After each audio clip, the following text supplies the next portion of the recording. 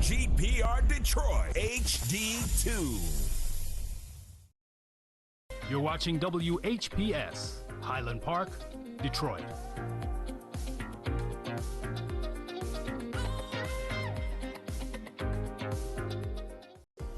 The views and opinions expressed on the following show are not necessarily the views and opinions of WHPS, its affiliates, management, or sponsors. You wouldn't have to go anywhere because this is the Talk Beat Jones.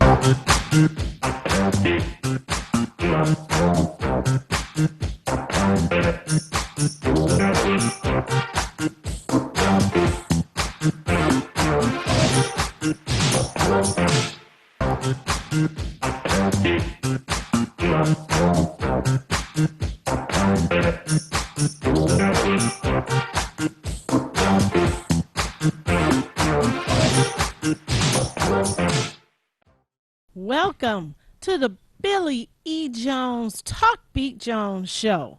I hope everyone is well today, and I am Michelle Broughton here with you, family. Hope today is a wonderful, wonderful day. We have a beautiful show ready for you to share with you, and I just hope everyone is well. Again, we are here. Today is a wonderful day. It's a rainy day. It's a rainy day, but it's a wonderful day. So what we would like to share with you, I just have a little caveat. Once again, we have lost a giant. We have lost another living library. And I am speaking of the Honorable Adam SHAKOOR. He made his transition on Monday. Also, he was somebody near and dear to me as well. The whole entire city, the older people, the young people might not know so much unless they are doing their research. He was a lawyer for the Honorable Coleman Young, Alexander Coleman Young. He was the mayor assistant. Deputy mayor, that's what it is. He's a deputy mayor. And he came around to the Detroit public schools, mentoring children, helping children, telling them why not to get into trouble. And he was just a giant, and he loved his people. And he made history, and he made it better, tried to make it better for those that came behind him. So we are going to see probably his last interview before he went on to the next phase. And so we want to share that with you. And again, family, we are still trying to make sure that you pay attention, you take care of your business, because we want to make sure that you stay in your homes. So far as the city of Detroit is concerned, we are still doing clinics for everyone that needs it. And the next clinic will be held at the Redford Library on Grand River, where the 6 Mile and Grand River across the street from the Myers grocery store will, that's the area where we'll be in on Friday from 10:30 to 2:30. So you might want to take advantage of that, because if you get one of these things on your door, you might want to pay attention and call any of those numbers, because it's very, very valuable that you get the help that you need to stay in your palace, in your home, in the place that you love the most. Also, I did find out for renters, they have the best opportunity, because if the homeowner doesn't want to pay the taxes on the house and he loses it to foreclosure, you're sitting in the best spot. You can apply to have that home and go through the process. And if you love that home, you love that neighborhood, you want to stay there, now you become the home owner. And so this is what we are trying to accomplish, as far as making it better, making it greater for Detroiters, for the original Detroiters to stay in their homes, to stay in their neighborhoods, and become the best that they could possibly be. So now we are going to, in a few minutes, share with you a video of the Honorable Adam SHAKOOR. The WHPR, WHPS special. Have some wonderful, great guests tonight. And let me just bring on my guests. Let me take the glasses off. I am Billy E. Jones, and make sure that you tell your friends right now to tune in to WHPR, WHPS. Around the world, the Roku box, and all of the live spearing devices that's going to show you everything all around the world. But I want to go directly to my guests, if I can do that, please. I am so fortunate to be here today with some great, great, great individuals, people that we want to shine and give them the spotlight. Judge SHAKOOR. Yes, sir. The living legend. How are you today? I'm just blessed and feeling very good. And we also have the Attorney General from Minnesota, Mr. Keith Ellison. That's me. Mr. Ellison, we'll come up to the microphone there. Sure. Thank you. And Thanks for having us. yes, and I know that you are special, but the living legend here today is Judge SHAKOOR. Absolutely. Before we get started, Attorney General Ellison, would you give us some thoughts about your feelings about the judge? Well, first of all, I was born and raised in the city of Detroit. I'm very proud of that. I was born to a family that cared a lot about justice, cared a lot about fairness. So I was naturally inclined to be grateful to anybody who stuck their neck out for the benefit of the community. And certainly Judge SHAKOOR did that. I'm from a multi-religious faith community family. Yes. My mom was a devoted member of Jesu Catholic Church. My brother's a Baptist minister, and I converted to Islam, reverted to Islam when I was 19 years old, and I just turned 58 a few days ago. Okay. So I've been a Muslim for a long time. Did you say you reverted at Yeah. 19? So you had been a Muslim, moved away from it, and No. got back in? No, well, you know, we in Islam, we believe that our nature is obedience to God. Got it. And so that's all I really mean. Yes. I went to that. Yes. You know, and so no, I grew up in a Catholic household, and but my family and I, we love each other. We get along great.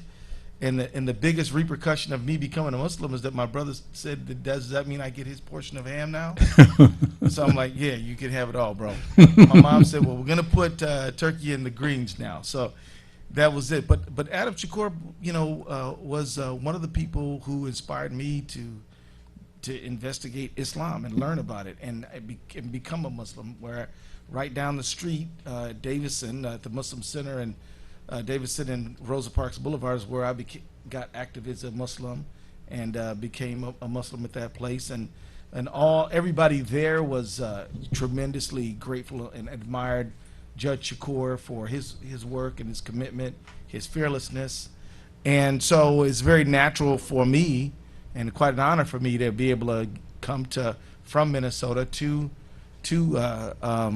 Detroit, my hometown, to join with people who appreciate him in celebrating his 74th birthday. His 74th birthday. Yeah, and it's a blessing to have a 74th birthday, and as somebody who's done so much with those 74 years. Yes. Judge SHAKOOR has not wasted his 74 years. He has made the maximum and really is an example of a life well lived. So that's what I'm doing here. Some folks may know I was the first Muslim in Congress. Yes. But he was the first Muslim judge in the United States. In the United States. And so before Keith Ellison ever put his hand on the Quran to be sworn into Congress, which I did do, it was Thomas Jefferson's Quran, by the way. Okay. Why Thomas Jefferson? Well, because I had a lot of haters, brother, and who were saying that, you know, it's not okay to be a Muslim, and that all y'all are terrorists and all this stuff. And so I said, well, wait a minute. If Thomas Jefferson had a Quran, which he used in helping him, inform him in writing the Declaration of Independence and everything else, then, you know, that's sort of like, that's all-American Quran as far as I'm concerned. Okay. And it kind of stopped a lot of the detractors, because they were trying to other me, and they've been trying to other us. Is that right, Judge? That's correct, And trying yes. to push us out of the American mainstream, whereas Islam's been in the United States forever. About a third of the people who were kidnapped in Africa and dragged here had Islam as their religion. Which was going to be the question that I guess I could ask both of you. Being in the Muslim faith, how has that impacted your political reach? Well, if I may, let me also say, like my brother Keith Ellison, I am a product of a family. My mother, so it's kind of ecumenical. My mother was a member of the United Methodist Church. Okay. My father was the son of a Baptist minister and the grandson of a Baptist minister, and he was a Baptist. So I had a great chance to be brought up in a God-fearing and loving home. Mm-hmm. In fact, every Sunday we said a Bible verse before we had our meal. And of course, for many of my younger years, my famous quote was, "Jesus wept." Jesus My mother wept. said, "You got to learn some more Bible verses." And of course, I had the exposure to the Roman Catholic faith in my education. Mm-hmm. And went to a school that no longer exists in Detroit, but historically was in the Black Bottom, St. Joe's, which was an all-boys Christian Catholic school. And they had a motto saying, "Builders of boys and makers of men." Yes. And they did a great job. They were the founding entity for De La Salle and Brother Rice, and they. I'll tell you an example. When I was a freshman, the principal called me in, and he then said, "Adam, I want you to go to the bank." And the brothers had just gotten their tuition payments, and he stuffed in my side about $2,500. The neighborhood That's big money. was very much in a change atmosphere, and the bank was right over by Verner and Russell Street, off of as Verner ran into Gratiot. And he said, "Put this in, don't talk to anybody." And of course, I did it, and gave him the receipt when I came back. I was blessed to be trustworthy of that largesse of cash, just as a 14-year-old. And so, from my vantage point, all religions have a similar concept: the fatherhood of God and the brotherhood of mankind. And as a concept, it was very easy for me, after I studied Islam and studied my history of my ancestors, knowing full well that my great-grandfather, who was from Cameroon, West Africa, was a Muslim. And it had lasted that length of time, so I wasn't antagonistic to anyone of any faith. Yes. And of course, I converted to Islam from, I would say, I went to the Baptist church more than I went to the Methodist church, and I converted at the age of 22. So Okay. for me, all religions are a model for us to follow, but there's only one God.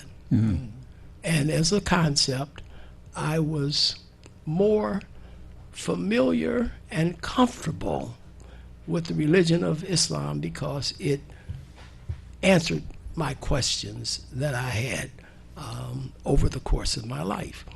But as a concept, unfortunately, America has a disdain. It separates people. It creates conflict where there is none. And so, as a young Muslim in school with various other faiths, and a misunderstanding that many of them had about Islam, it was, shall we say, points for harassment and points for not getting what I was entitled to receive. Yes. And I ran into discrimination. Thank you. Thank both you. as a black man. Thank you. And as a Muslim. Come on now. Come on. So my effort is always been, I was taught by my parents, that when there's an injustice perpetrated against you, you don't cave in, you fight it and correct it.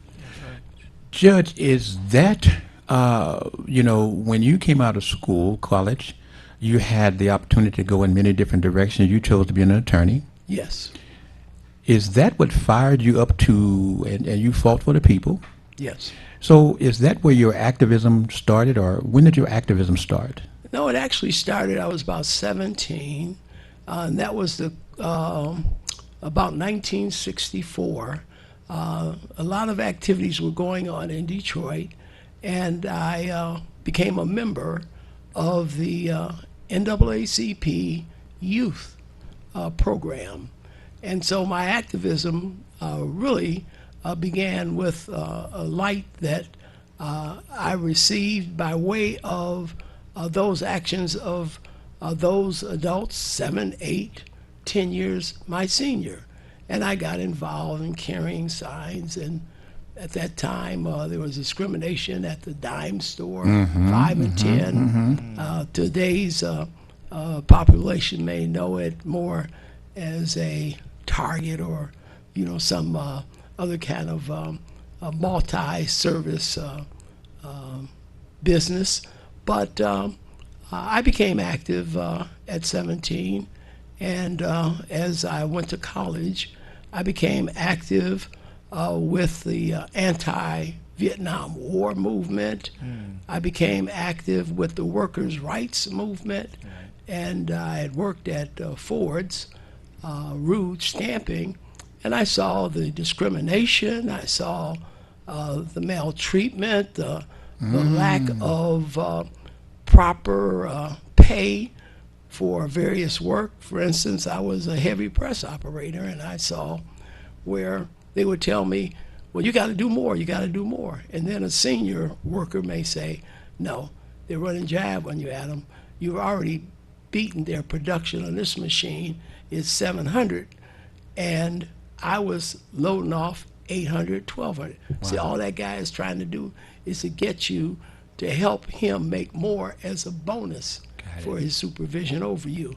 And so, as a matter of growth, I attribute my activism to those persons, the UAW, Local 600, and another organization that I became a part of, the Dodge Revolutionary Union Movement. General Baker was a mentor of mine, yes. A fellow named John Watson, Luke Tripp, and Kenny Cockrell Sr. And so I was in the movement, I guess, from age 17 through. And of course, they were stalwarts that I still admire. Some of them are no longer with us, but the movement still goes on. And I appreciate you getting into my beginnings. Yes, yes. Now, before I go to the Attorney General, one question further is that, what was your experience like being the Chief Judge at 36th District Court? It was interesting experience, and I had this 36th District Court is the largest district court of its kind in America that was housed under one roof. Wow. We annually processed about 500,000 cases. And that goes from everything from traffic tickets to various civil and criminal lawsuits. And it's a very, very busy operation. I originally became a Wayne County Common Pleas Court judge and they were merged with a legislative act merging Can you two tell us? courts. They be Can you, created can to you say what you 36. were before one more time? I couldn't quite catch that. Wayne County Common Pleas Court. What is that? That was a all civil court, Okay. and we handled landlord-tenant cases for Wayne County, and we handled civil suits for Wayne County that was less than the jurisdictional amount that circuit courts handled at that time. It was $10,000. Okay. But we often served as visiting circuit court judges, and many of our decisions would go into the hundreds of thousands of dollars because we had jury trials, and of course, that jury would determine what the damages were in a particular civil lawsuit. And we thought, those of us, the 12 or 13 of us that were judges at that time in that court, we thought that when the court decided to merge, that we would merge with Wayne Circuit. But the politics of the era, and I think some miscalculations of our then chief judge, he outmaneuvered us politically, Okay. brought about Recorder's Court, which was a criminal and traffic court that received that designation. But many of them are my friends, so I wouldn't want to, bring up bad memories. Yes. But that was how I became, and how the court evolved into the 36th District Court. Two more questions. Just two more questions. One is your experience while you served with the Honorable Coleman Young. Yes. What was it like? It was a beautiful experience. I had met Coleman Young in my struggles in union activism, and he and I always got along together. He was a native of Alabama, as was my father, and many of the times that I was involved in various activist movements, stop robberies, and Joy say street stress. Yes. Stress, And, yes. We were opposed to that and marched in that. Mayor Young, when he was Senator Young, would often encourage us. We got involved with the TULC, the Trade Union Leadership Conference, Buddy Battle, and many other of the stalwarts of that era. Murray Jackson Sr., and many other great men in the labor movement and in the political movement. And so when I became a judge, he definitely was very proud of that fact and told me so. But shortly thereafter, he was asking, man, when you gonna come over here and help me out? And I said, man, I got to invest my pension in my family. And of course, I became chief judge, and I wanted to reshape some of the things that the court did to make it more people sensitive. And so I could set up structures and create opportunities for various courts to be more service oriented toward its city of Detroit residents. And I really loved the job, but at the point in time that a lot of drug activity was affecting Detroit, Yes. Coleman then asked me, and he doesn't like to hear no, but he asked me to come over and help him.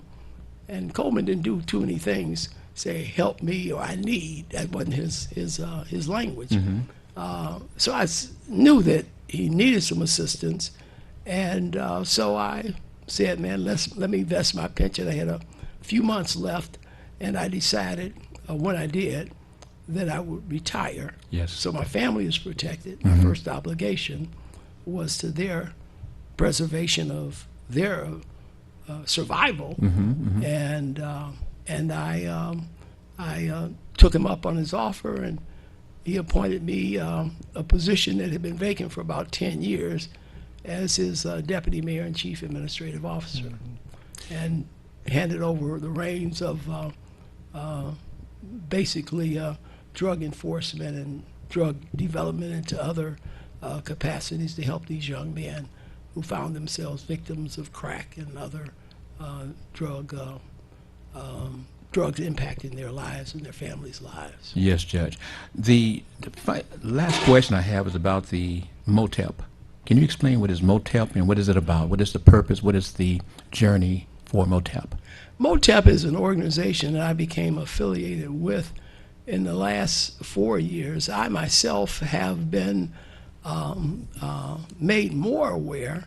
I was made originally aware of people donating organs when my mother, I was 18 and she had signed with the license to have the license identify her as an organ donor when she passes. And she took me aside and she said, well, honey, I know when I leave here, I want you to know that I want my organs donated to help some things in our society and help other people.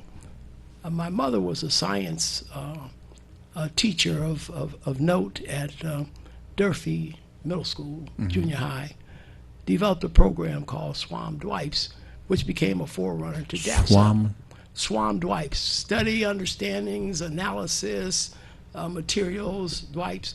It was teaching the scientific method. Yes. And she was able to get many of the junior high school students into winning science fairs.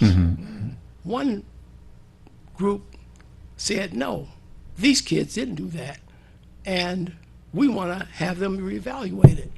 And she said, fine, go right ahead. And they reevaluated and said, well, these kids are phenomenal. And she was a teacher who learned her craft in West Virginia. And she was a coal miner's daughter. And of course, she was the first one to go to college from the family. And so Kenneth Hill, who started DAPSEP, conversed with her, and he brought her program. In fact, the highest award that DAPSEP gives, if they're still giving it, was the Esther Cadell Award. My mother was Queen Esther Cadell? Cadell. Yes. Wow. Durfee Middle School. And Yes. Yes. And that's my mom. That's my Wow. mama. Wow. And when she told me that and said, well, if I don't live past your father, then you let him know, because she had told him, that you want to see this done. And of course, if I do die and my husband is deceased, then you have my permission to donate, my organs. And so minorities are often the beneficiaries of larger populations, gifts of such things as heart and liver and cornea and kidneys, etc. But the gift of life Yes. is very important and creates a legacy of giving, which I think is a part of our responsibility as human beings. And we're given this gift of life by our Almighty Creator.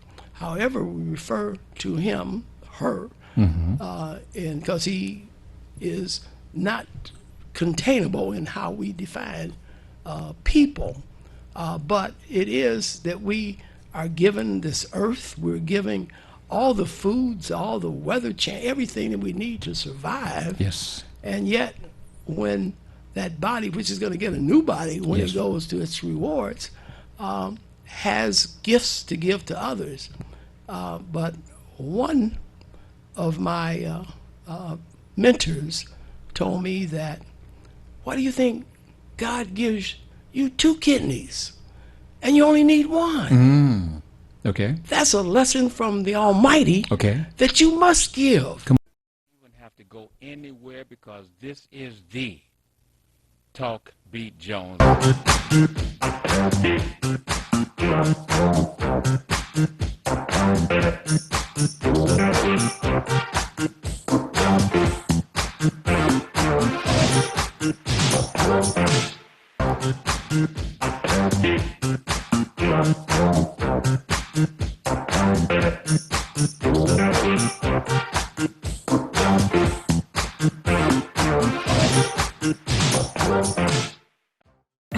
is LaWanda. This is RJ Watkins. Coming to you to bring you some information about the #1 detox in the nation, Lemon Burn. Lemon Burn helps to turn the fat into fit. It's for you, a happier, healthier you. Because you know healthy is the new beautiful. An all-natural way to improve your health. It promotes a healthy digestive system, attacks and reduces belly fat, as well as gives you energy. Need to get yours today. Call 313-868-6612. Don't forget to exercise and eat right. As an emergency room physician, I see firsthand how many unvaccinated people are severely sick with COVID. I'm Dr. Wilkerson Uddyback. I've heard people say, I thought COVID was a hoax, or I thought I had natural immunity and wouldn't get sick. While they are struggling to breathe, they beg us to give them the vaccine. But that's not how vaccines work. By then, it's too late to help. While the COVID vaccine will not protect you 100% from getting COVID-19, it will significantly reduce your risk of having to go to the hospital or worse, dying. Data shows the COVID vaccine is saving lives. Parents of children 5 years and older should make sure their kids are up to date on their COVID vaccine. And those over 12 years old who are vaccinated should get boosted now. Learn more at michigan.gov/COVID vaccine. A message from the Michigan Department of Health and Human Services. You wouldn't have to go anywhere because this is the Talk Beat Jones.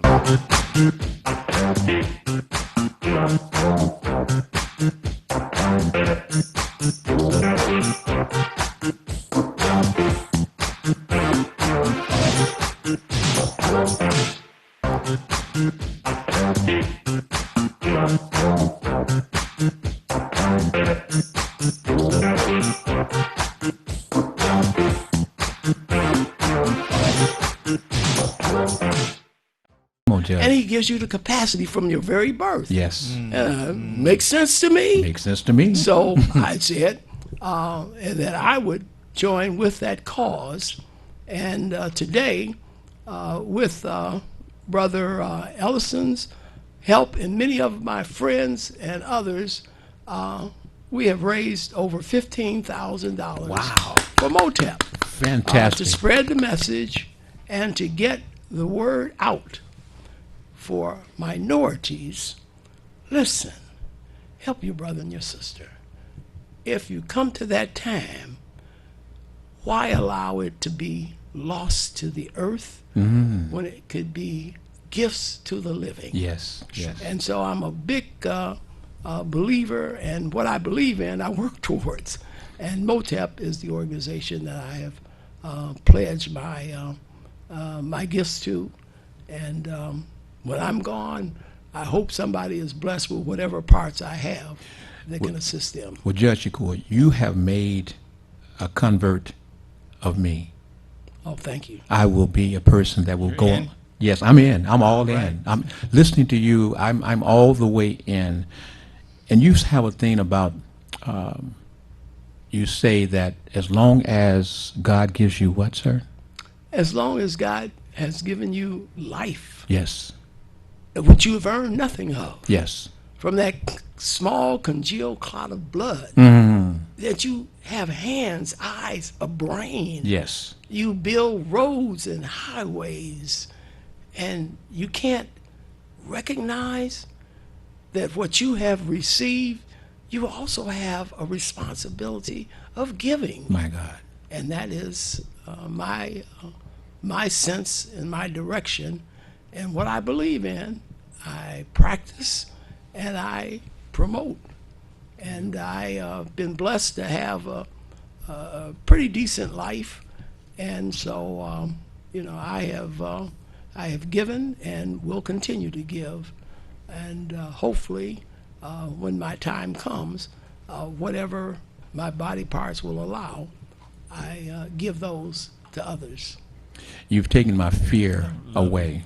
Seriously, you've taken my fear away, and I'm sure that there are many other black folks who had fear about volunteering to be a transplant person, Yes. to have their organs donated, with the thought that, well, maybe they may take me out here sooner so they can take my organ. I believe you. I believe you, and I'm sure that the folks out there are listening to you and have the greater understanding that this is what we should do. We should step up and help our fellow brothers and sisters and people, period, Yes, sir. with our organs. Thank you very much. We appreciate that you're doing all that you've done and all that you still continue to do. Still a practicing attorney. Thank you so much. Yes, I still have to help. That's my case, task. Judge. Thank you. You made the case? Thank you. Okay, he's the winner. Attorney Keith Ellison, sir, you have a tremendous person that you've looked up to, I'm sure. Absolutely. I've sat here and watched you listen to him, and it's like watching someone that's just being, oh, he's so all of that, and I just love him.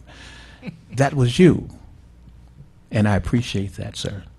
That's love and that's respect. If you notice, Judge SHAKOOR mentions his mentors all the time. Yes, sir. It's a good idea. If you want to be successful, watch somebody who's been successful, right? Yes, sir. So Judge SHAKOOR has people he looked to sort of guide his direction. And I'm smart enough to know that if I'm trying to be successful in this life, not just as a lawyer, not just as a citizen, but as a person. Yes. You know? Yes. I mean, we're here. Judge SHAKOOR is telling us how to live a good life at the end of life. When you may not have anything earthly to give to anybody else other than your cornea, other than your marrow, other than your lungs, but you're going to give that because that's the kind of person he is. He gives. And, you know, he just keeps on teaching us, and we ought to be smart enough to keep on listening. I noticed, Attorney General, that in your serving the people, that as a Muslim, I want to ask you, how did that affect your career moving forward? Well, you know, I candidly, it hurt sometimes and it helped others. Okay. You know, it helped me a lot because my faith helped me endure tough times. It helped me let fear drip away. Okay. Because when people are coming at you, sometimes you get nervous. You start thinking about, oh my God, what is this person going to do to me? What is that person going to do to me? But when you think there's no God but God, then you think, I can't bow down to anyone or anything. Not my ambition, not my, you know, you just got to say. But you're the first. You're the first Attorney General in Minnesota black.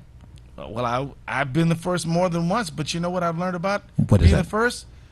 It's better to be the best than to be the first. Come on now. Right? Come on. Jackie Robinson, he wasn't just the first black player in the Major League Baseball. He was Rookie of the Year. Okay. Saying he's the best. Right.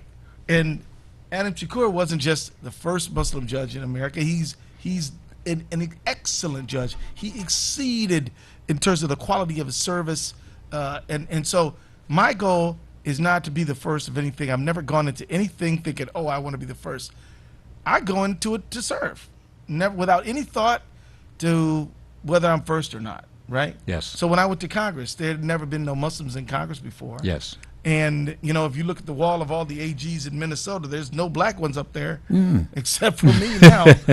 But don't go into something to go be first because that means it's about you. Go into it to serve, and maybe you're first or maybe you're not first, but maybe you'll be the best at serving the community. Whether or not you're a broadcaster like yourself or a judge like Judge SHAKOOR, just put all you have in there and let the rest take care of itself. You know, while you were there are some very significant things that you did while you were in Congress. Can you talk to us about that? Well, you know, I was in Congress for 12 years.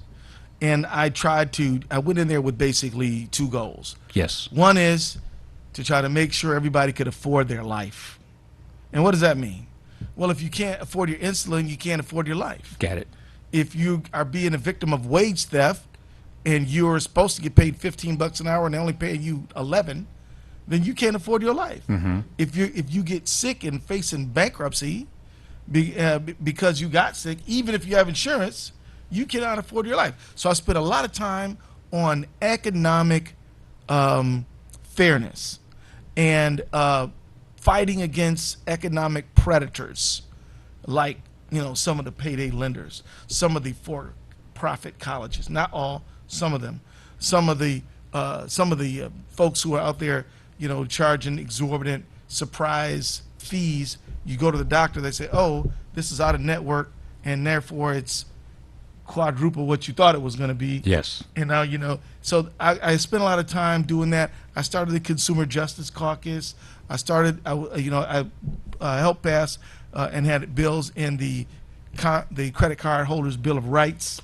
One of the pieces of legislation that I'm proud to be part of is that before we passed my bill, if you had 3 or 4 credit cards and you were late on one of them, the credit card company could go up on all of them. Okay. Now they can only go up on the rate on the one you're late on, right? So if you have 3 credit cards and you go from 9 to 18% because you're late on one of them, the rest of them can say, oh, you're a risk, we want more money, which could put you in even more of an economic hole.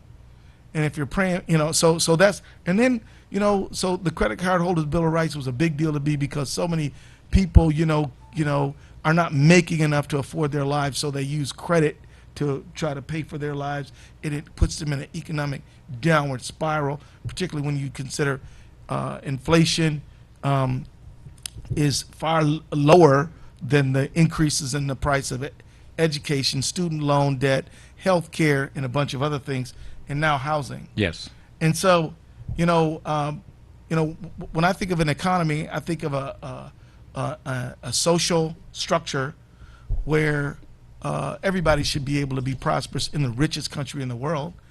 Not more than 3 years ago, we passed a tax bill that cut the taxes on rich people of over $1 trillion. Does Jeff Bezos need more money? I think he's doing good. He's doing pretty good. But Miss McGillicuddy needs some help. Yes. And we say we're not going to help her, but we're going to help him. I think I'm not against rich people. I would like to be one of them one day. But I hope that if I was one of them, I would always have a heart for and a regard for the poor and would do everything I could to make sure that we had an economy in which everybody could hope to thrive. So that's a few of the things that we fought for the increase in the minimum wage. I was not successful there. And we have not seen an increase in minimum wage in over 12 years. Okay. I also worked on and was able to pass some legislation to help people who were in but were in foreclosure. So you remember 2008, we had the big foreclosure crisis. Right. And a lot of people who lived in apartment buildings, they would pay every penny of rent that they were supposed to. But if the landlord went into foreclosure, they could get kicked out that day. Yes. So I passed a bill that said that your renters get 90 days no matter what happens to the landlord. And that was something that helped a lot of people stay in their homes. And so there was a lot of other things I worked on and did, but we could talk about the Congressional Auto Trust Caucus, the Congressional Congressional Caucus. Consumer Consumer Justice Caucus, the Congressional Progress. all those, Progressive Caucus, I was the co-chair of that. But let me just tell you about the Antitrust Caucus, if I may. Yes, please. As Attorney General, I'm talking about right now, I have been working hard to build up my antitrust practice, increase our antitrust lawyers. I'm going to do this. Okay. I'm going to ask you, can you complete that in 2 minutes? Because in the last 7 minutes, I want to go through a few questions here about Judge Lloyd. Yeah, and I want you to do that, but thank you for giving me just 1 second to talk about antitrust, because I think a lot of people listening to this show are like, well, what is Ellison talking about antitrust? What does that have to do with me? Well, why is your cable bill higher than it's supposed to be? Because there's only 1 or 2 companies that offer it. They can charge you whatever they want. Why is beef higher than it should be? Because there's only 4 companies that control 90% of the market. Why is my pay stuck? Because if there's only 1 company in the industry, they can pay you whatever you want. They want if you want to stay in that industry. In fact, I sued Jimmy John's and some other companies because they had these non-compete clauses for low-wage workers. Okay. So we sued them for that. We're going to do that. Okay. And so we're trying to break up the companies that dominate the market, 90-80% of the market, because they stagnate wages and they charge higher prices. And that's not fair. And if you think that, and it stops innovation. So and a lot of people think, well, how does this help black folks? Well, think about it. If they're hard on white folks own small business, how are they on us? Think about a black company that might sell, say, hair care products, say hair grease. Well, if a big giant company that controls 80% of the market wants to buy up that hair care company, they're gone. And now you don't own anything.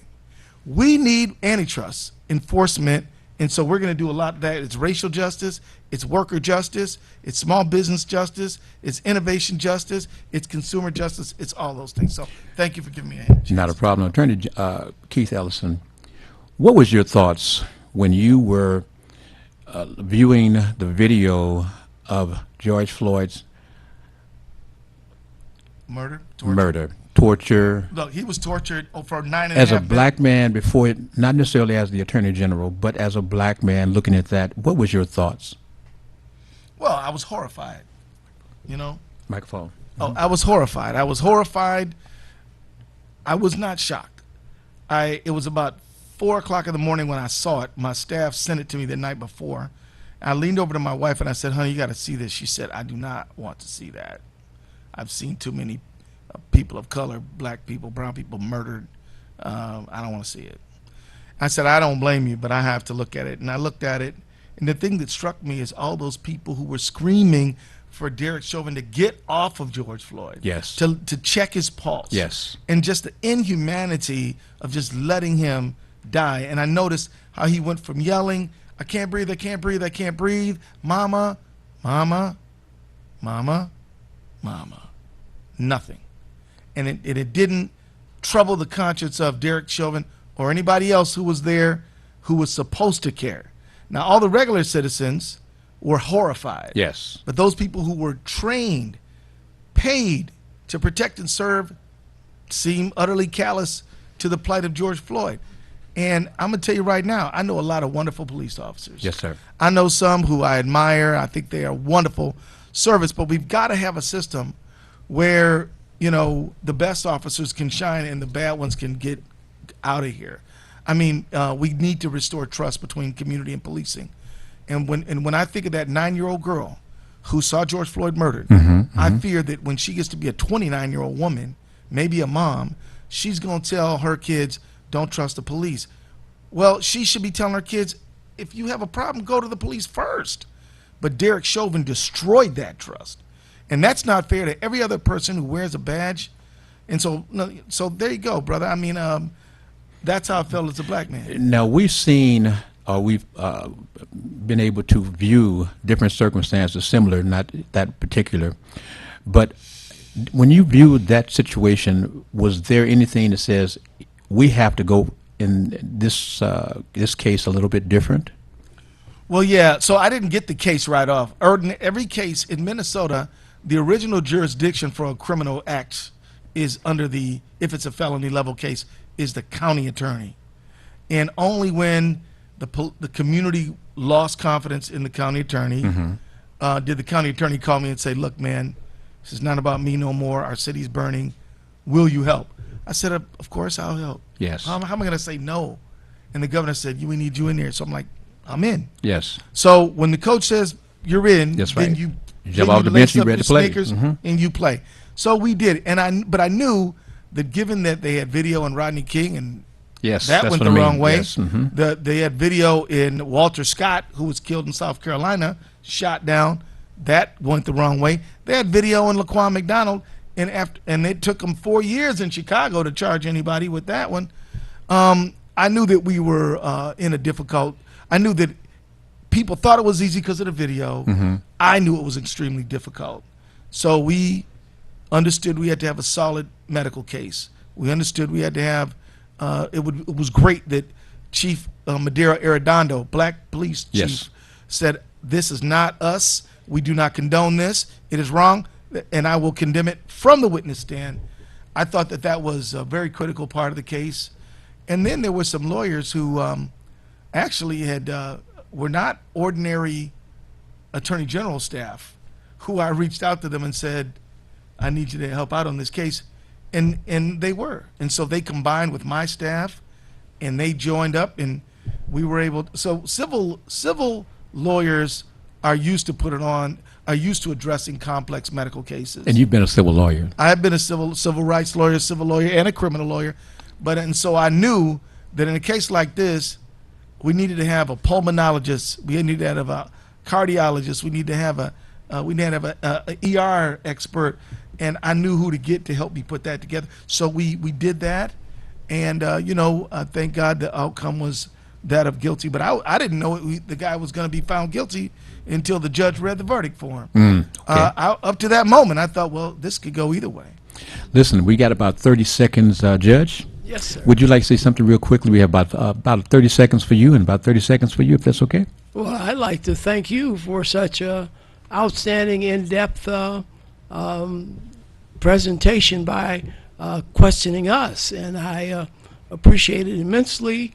And it's a pleasure for me to always come with a black radio television organization that serves not only for informing, but also serves a significant role in educating the community.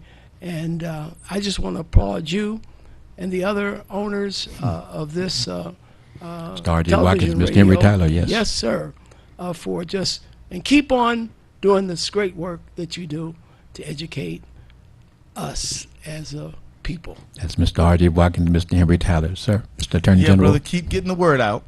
Knowledge is power, which makes your job extremely important. Well, I'll tell you, my job is to ask, are you guys going to come back? Because this black station wants to see and hear and have our family have this information. We also want to have that backdrop. Our young folks who are out there doing what they're doing, they need to know about the history from your mouths. This is a presentation from the TV 33, WHPR, WHPS. Mr. R.J. Watkins, Mr. Henry Tyler, I am Billy Jones, and believe me, we love you, we appreciate you, stay tuned. We have great, great programming. And to the Attorney General, Keith Ellison. Thank you. And of course, to the living legend, Judge SHAKOOR. Thank you very much for coming to WHPR, WHPS. Appreciate you. Thank you. Family, love you. Bye. Miss Michelle Broughton. This is the Talk Beat Jones. And Miss Michelle Broughton, would you pick it up from there, please? As I was sharing with the family earlier at the top, we have lost a giant and a historian, a father, somebody that cared about you and everybody in the city of Detroit. And I'm talking about the Honorable Adam SHAKOOR. So I hope you enjoyed the information that we shared with you, because it was really valuable. It was valuable to us. And it was such a refreshing reminder of everything that we have to go through to be successful. And he gave you his life history. So he started, but he ended up at the top. And again, I'd like to also share that City Council was forward-going, forward-thinking, and we now also have a resolution in his name to honor him and his legacy. So, young people, I would advise you to do your research, do your fact-checking, because you have people that have championed to get you where you needed to be, where you need to be, where you should be going, where you should be going. Where you should be going, Miss Michelle Broughton. And I also want to thank the Minnesota Attorney General, Mr. Keith Ellison, who is also the Muslim. And he is mentored by the Honorable, who is that again? Adam SHAKOOR. And family, we have so much pride. And again, we talk about the situation with George Floyd. And you watch the man himself, the Minnesota Attorney General, Mr. Keith Ellison. He is responsible for putting George Chauvin, whatever the guy's name is, behind bars. Michelle Broughton, let people know what we feel about our Muslim brothers from Detroit. Well, we love them. They also challenge or teach the youth or the ones that are on the street, the lost little lambs, how to come back in the fold and learn to, first of all, love yourself, love your family, and be a part of the community, because you are scholars. You are smart. You are innovators. You are the next one to take us to the next plateau. If you're smart enough to hang out in the streets and do what you do, you know what you do. You are smarter, should be smarter, to become the next, whatever that is. They use the word loosely, entrepreneur, but you are so much more than that. You're the next doctor. You're the next lawyer. You're the next mayor. You are the next, whatever that is. And to our Muslim brothers, you can see the brothers that have gone on to do great things. And we want to encourage you from folks from around the world. We truly love you. We truly appreciate you. And remember, this particular interview is so valuable because, of course, we want to let everyone know that the Honorable Adam SHAKOOR made his transition a few days ago. And we have the interview that has never been shown, that we want to make sure the world was able to see not only the Honorable Adam SHAKOOR, but also his student, the Attorney General of Minnesota, Mr. Keith Ellison. Back to you, Ms. Michelle Broughton. Okay, so just remember, we have giants, and if they're still living, if you are able, you need to sit at their feet, learn as much as you can so that we can take that forward and do better. So again, I would like to remind my brothers and sisters who live in Detroit, who own homes that might need some help. The Honorable Councilwoman at Large, Mary Water, is here to service and to help you. She has her team out knocking doors to make sure that the homeowners are aware that this is going on so that you can come to the clinics and get the help that you need. And so what about this knocking on doors, walking, etc.? This is what's going on right now, Miss Michelle Broughton? Yes, every day. So we're out there. I'm out there. You're out there, I know it. Knocking on doors. And if you answer, some of our homeowners are unaware or maybe forgotten that they were served and they were given a notice that their home is in foreclosures because of back taxes. So your treasurer, Wayne County Treasurer, Eric Sabree, is allowing you, he extended the date until the end of this month, which is his date is March 30th, to get some help. Fill out an application. It looks like this. They can't see it. Okay. Well, you're going to fill out the application so that you can save your home. You can stay in the home because that is your pot of gold. That is your wealth, and you want to stay in the home. So your councilwoman is here to help you to make sure that you're aware of that issue. All right, and family, we want to remind you that the Talk Beat Jones, we're on the air every Wednesday from 10 to 11. And also we want to remind you that Fake Friends, that's right, Fake Friends is on the air from 6 to 8 o'clock evening time on Wednesday evenings. That stars the star maker himself, Mr. R.J. Watkins, and his star that he has just blown her up, LaWanda. The people that you see on that Lemon Burn commercial, they're not fake, they're real. So you need to get that Lemon Burn. But again, if you want to know who R.J. Watkins is, he is the owner. He is the mindset of WHPR, WHPS, along with his side hip, Mr. Henry Tyler. I am Billy E. Jones, and again, tune in on a Wednesday from 10 to 11 to see whom? You're going to see Michelle Broughton. And I'm Billy E. Jones. So continue to watch the great program, which is WHPR, WHPS, coming out of Detroit, Highland Park. See you very, very soon. Watch us and share this video. Bye now. You wouldn't have to go anywhere because this is the Talk Beat Jones.